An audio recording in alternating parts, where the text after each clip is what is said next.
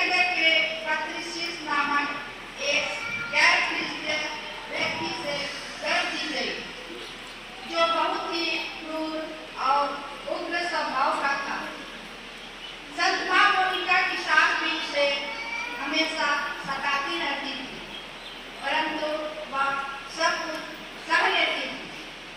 संत मां मोनिका ईश्वर से उनके मन परिवर्तन के लिए निरंतर प्रार्थनाएं करती और एक आदर्श जीवन बिताती थी।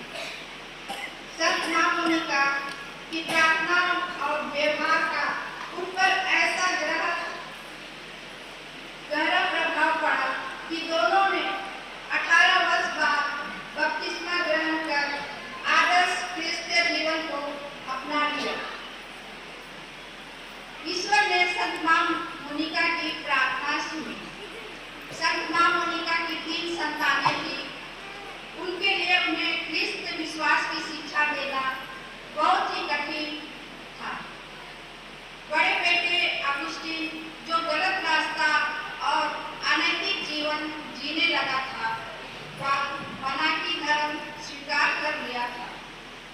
मां मोनिका का हृदय पीड़ा से तड़प उठा। वह कई रातें घुटनों के बल पड़ी और बेटे के मन फिराव के लिए परिवर्तन के लिए लगातार प्रार्थना करती थी। संत मां मोनिका प्रत्येक पुरोहित एवं धर्माध्यक्ष से निवेदन करती कि उसका बेटा सुधर जाए। निराशा में डूबी, दुखी और थकी हारी एक अनुभवी धर्माध्यक्ष के पास पहुंची।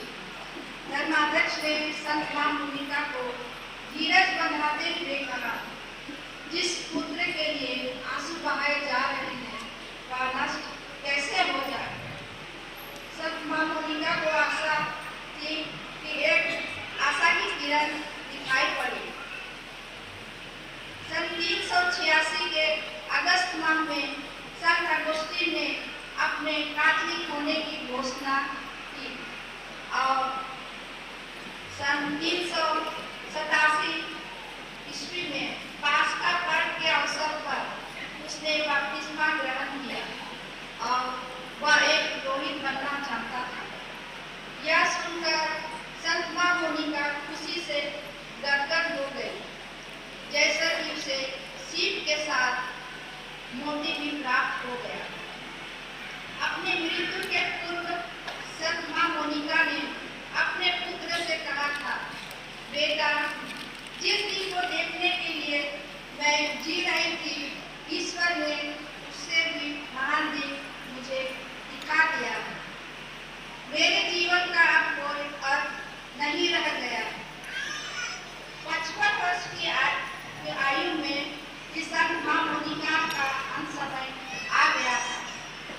अंतिम सांस लेने के पहले अपने बिलखते छोटे बेटे से उन्होंने कहा, मुझे खुशी खुशी विदा कर, और वह सदा के लिए पिता ईश्वर की गोद में सो गए। संत मां मोनिका की मृत्यु मिलान में हुई। मां संत मोनिका का मिलान शहर में अंतिम संस्कार संपन्न होने के बाद अगुस्तीन वापस टगस्ते लौट आया।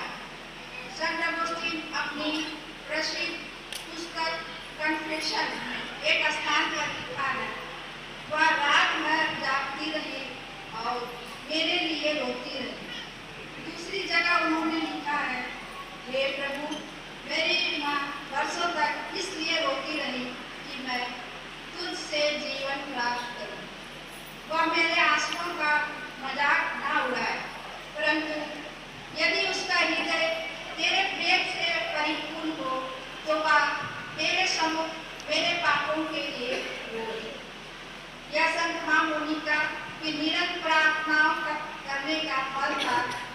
यह ठीक ही कहा गया है कि ईश्वर के घर में देर है, अंधेर नहीं। ईश्वर कभी भी किसी की प्रार्थना सच्चे मन से किया हुआ अनसुनी नहीं करता है।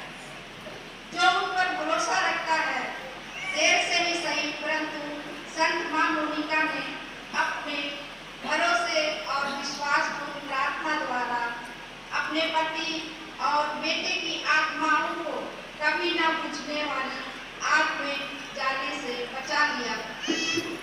आइए संत मोनिका के दिवस के उपलक्ष्य पर हम सभी पावन कृष्ण त्याग अर्पित करने के लिए अति माननीय बिशप स्वामी जी की अगुवाई में सभी जनों को मैं पवित्र मिसा बलिदान के लिए आमंत्रित करती हूँ।